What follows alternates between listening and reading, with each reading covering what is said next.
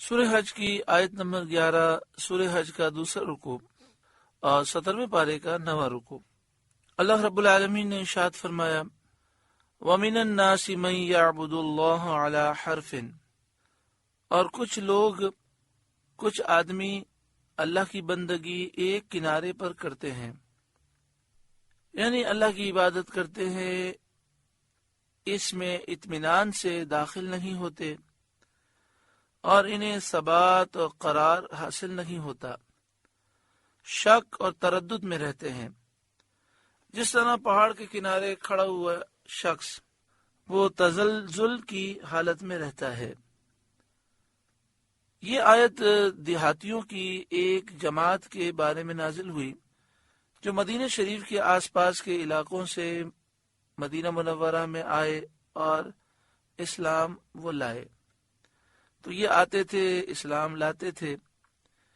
ان کی حالت یہ تھی کہ اگر وہ خوب تندرست رہے اور ان کی دولت بڑھی اور ان کے بیٹا ہوا، تب تو کہتے تھے اسلام اچھا دین ہے اور اس میں آ کر ہمیں فائدہ ہوا۔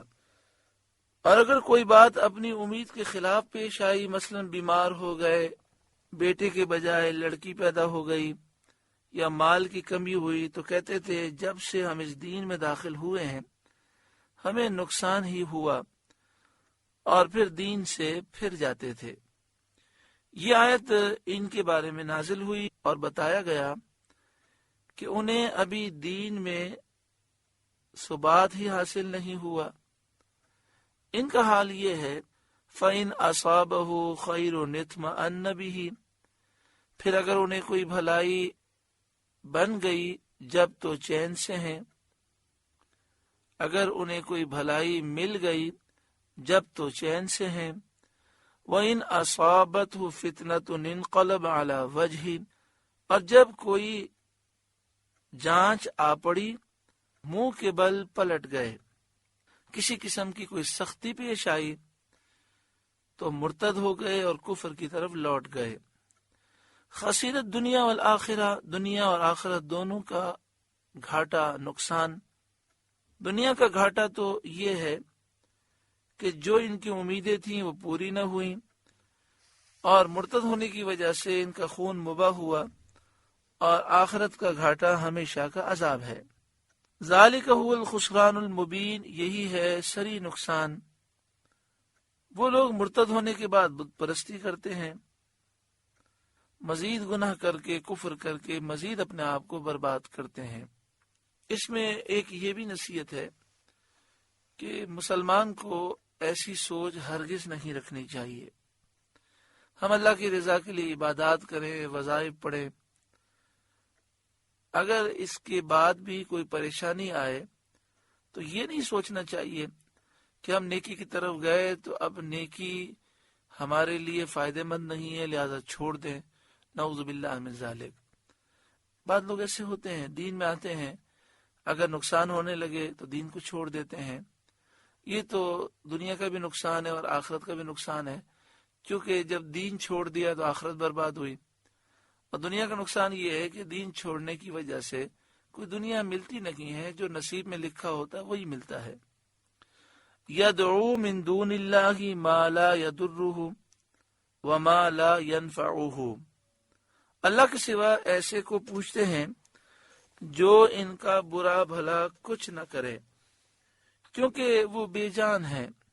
بے جان پتھر نہ انہیں نفع دے سکتے ہیں نہ نقصان دے سکتے ہیں۔ نفع نقصان سے ایک مراد مفسرین نے یہ بیان فرمائی کہ اگر یہ ان بتوں کی پوجا کریں تو آخرت میں یہ بت انہیں کوئی ثواب نہیں دے سکتے، اور پوجا نہ کریں تو یہ بت کوئی عذاب آخرت میں نہیں دے سکتے۔ ذالک هو الضلال البعید، یہی ہے دور کی گمراہی۔ یدعو لمن ضرہ اقرب من نفعہ، ایسے کو پوچھتے ہیں جس کے نفع سے نقصان کی توقع زیادہ ہے، امید نقصان کی زیادہ ہے۔ یعنی جو پوجا کر رہے ہیں ان کے ذہن میں ایک خیالی نفع ہوتا ہے کہ ہم بتوں کو پوجیں گے تو یہ نفع ہو جائے گا، تو فرمایا اس کی نسبت دنیا کے عذاب اور آخرت کے عذاب کی توقع زیادہ ہے، کیونکہ خیالی نفع انہیں کچھ بھی حاصل نہیں ہوگا، ہاں دنیا اور آخرت برباد ہو جائے گی۔ لبئس المولا و لبئس العشیر، کیا ہی برا مولا اور بے شک کیا ہی برا رفیق ساتھی۔ یعنی یہ بت جو ہیں بہت ہی برے مولا ہیں، بہت ہی برے ساتھی ہیں، جو دنیا بھی برباد کرتے ہیں اور آخرت بھی۔ ان اللہ یدخل الذین آمنوا وعملوا الصالحات جنات تجری من تحتها الانہار، بے شک اللہ داخل کرے گا انہیں جو ایمان لائے اور اچھے کام کیے، جنات میں داخل فرمائے گا جن کے نیچے نہریں رواں دواں ہیں۔ ان اللہ یفعل ما یرید، بے شک اللہ کرتا ہے جو چاہے، یعنی اللہ تعالیٰ فرمانبرداروں پر انعام فرماتا ہے اور نافرمانوں پر عذاب فرماتا ہے۔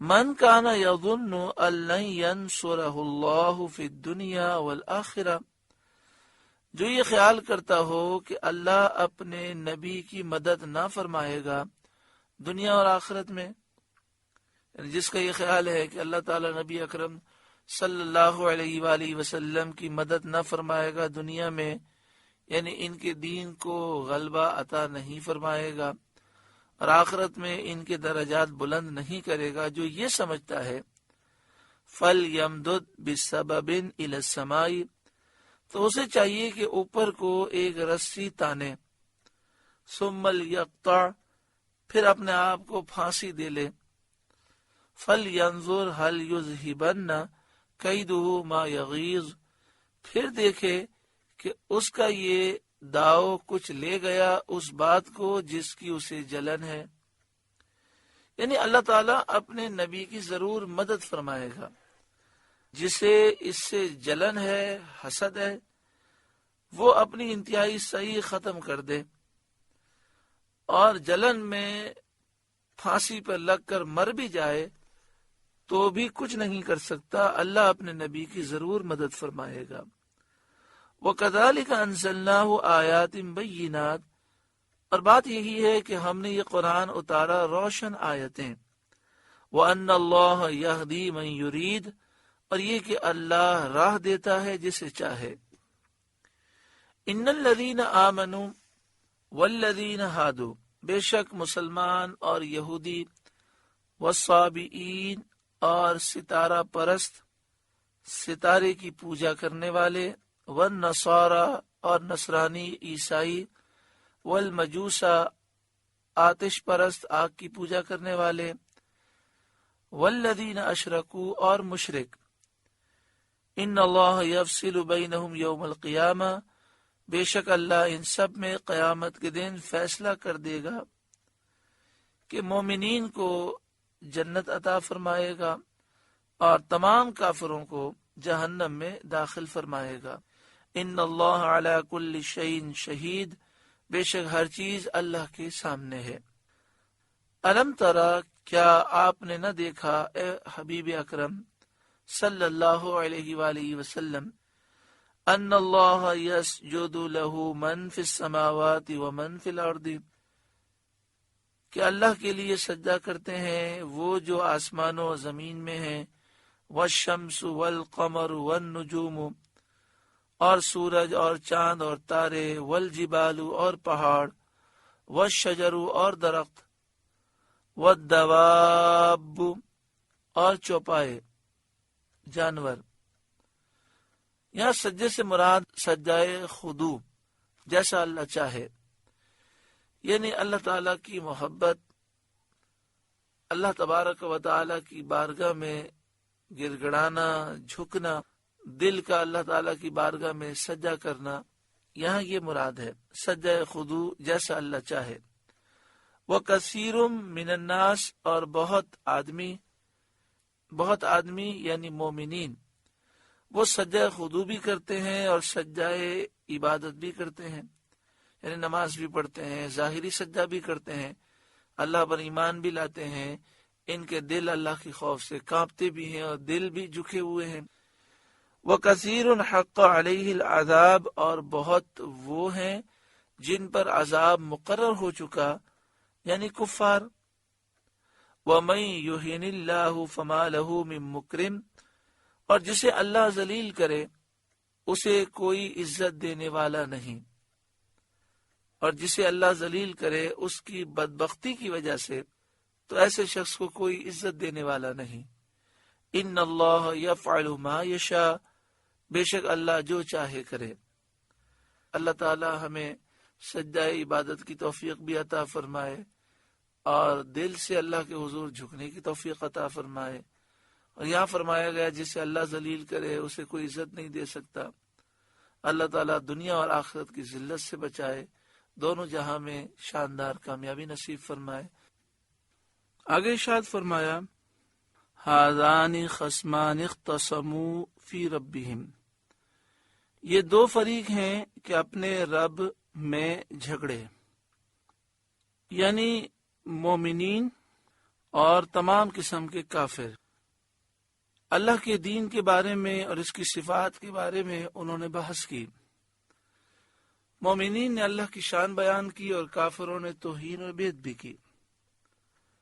فالذین کفروا قطعت لهم ثیاب من نار، تو جو کافر ہوئے ان کے لیے آگ کے کپڑے کاٹے گئے ہیں، یعنی آگ انہیں ہر طرف سے گھیر لے گی۔ جس طرح کپڑے تیار کیے جاتے ہیں اس طرح ان کے لیے آگ تیار کی گئی ہے۔ یصب من فوق رؤوسہم الحمیم، اور ان کے سروں پر کھولتا ہوا پانی ڈالا جائے گا۔ حضرت عبداللہ بن عباس رضی اللہ تعالی عنہما نے فرمایا ایسا تیز گرم کہ اگر اس کا ایک قطرہ دنیا کے پہاڑوں پر ڈال دیا جائے تو یہ ایک قطرہ پہاڑوں کو گلا ڈالے، پگھلا ڈالے۔ تو یہ گرم کھولتا ہوا پانی جہنمیوں کے سر پر ڈالا جائے گا۔ یسحر بہ ما فی بطونہم والجلود، جس سے گل جائے گا جو کچھ ان کے پیٹوں میں ہے اور ان کی کھالیں، یعنی اس سے کھالیں بھی جل جائیں گی، ان کے پیٹ کے اندر جو ہے وہ بھی جل جائے گا۔ یعنی یہ گرم پانی صرف اوپر ہی نہیں جلائے گا، ظاہر باطن دونوں جلا دے گا۔ ترمذی شریف میں حدیث پاک ہے کہ ان کی کھالیں جل جائیں گی اور ساری چیزیں جل جائیں گی، پھر انہیں ویسا ہی کر دیا جائے گا، پھر جلیں گے، پھر دوبارہ وہ ویسے ہی ہو جائیں گے۔ وَلَهُمْ مَقَامِعُ مِنْ حَدِيدٍ، اور ان کے لیے لوہے کے ہتھوڑے ہیں جن سے ان کو مارا جائے گا۔ كُلَّمَا أَرَادُوا أَن يَخْرُجُوا مِنْهَا مِنْ غَمٍّ أُعِيدُوا فِيهَا، جب گھٹن کے سبب اس میں سے نکلنا چاہیں گے پھر اسی میں لوٹا دیے جائیں گے، یعنی جہنم میں سے وہ نکلنے کی کوشش کریں گے تو ہتھوڑے مار کر انہیں دوبارہ اسی میں لوٹا دیا جائے گا۔ وَذُوقُوا عَذَابَ الْحَرِيقِ، اور حکم ہوگا کہ چکھو آگ کا عذاب۔ اللہ تعالی ہمیں جہنم کے عذاب سے بچائے، خاتمہ بالایمان نصیب فرمائے۔ جب ہم اس دنیا سے جائیں تو اس حال میں جائیں کہ اللہ راضی ہو۔